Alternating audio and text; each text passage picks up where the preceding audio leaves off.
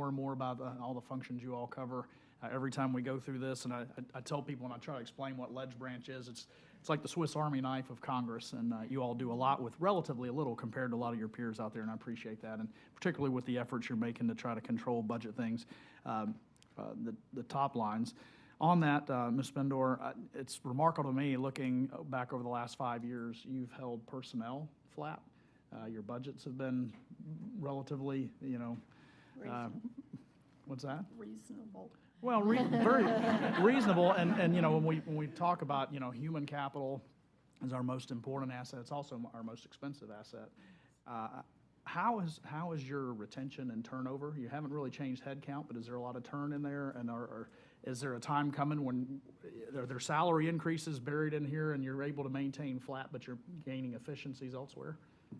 We have, of course, made salary increases, and we have a very good performance management program and evaluation program to determine when somebody warrants a salary increase, and we do promotions. And we do have some turnover. I don't know the exact percentage, but it is not high. We have had a number of people retire recently because some of our technicians, particularly in cybersecurity and operations and everything, have been here 35 years, and which is a credit to them because they love the house. For them, it's a way of showing that they're helping the American people. Okay, so it really is touching how the dedicated employees that we do have are really dedicated to doing their very best here. I appreciate that. I appreciate also the efforts you're doing on AI, and I would love to learn more about that, being on the AI committee now. Mr. McCumber, also appreciate the efforts that particularly through the modernization recommendations. Just as a plug for the electronic voting, I love that. It was transformational in armed services, and we've got it now in science. And I'd really love to see that in every committee. Back to the thought of, time is the most expensive thing we have around here. Literally, when you put a price tag on it, and I don't know why we don't roll that out to every committee, but I would. I'll tell you. Is it? Later. Okay, Yeah. excellent. Also, as far as the Housewide AI Advisory Committee, I would love to get our office added on to that as well, but appreciate what you're doing there. Mr. McFarland, I guess a question. Well, first of all, $2 million last year for the Offsite Ops Center. What's the status of that? So we've actually put a hold on the Operations Center.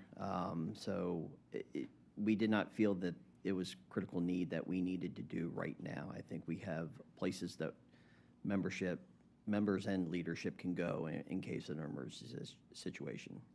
So we were thinking about building an offsite center that will something new, but we decided that this is not a good time right now to proceed with that. Okay. I had a question, one I forgot there, Mr. Cumber.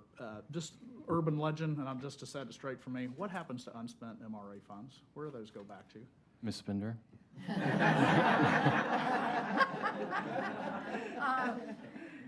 Sarah, do you want to talk to that? Yes, unspent MRA appropriations are returned to Treasury. They are? Yes. There is a widespread myth out there that doesn't happen, so we'll have to set that straight. I Doesn't go in appreciate your pocket. Most definitely. What's that? Doesn't go in your pocket. No, actually, what I hear most often is it goes to the speaker's office, and that somehow the speaker uses it. Okay. Finally, and we don't have much time, so really this will be more, Mr. McFarland, for a follow-up. But I get a little confused on the functions outside of D.C., or even D.C. to some extent, between your office and the Capitol Police, and where there may be overlap. I would love to unpack that sometime with you.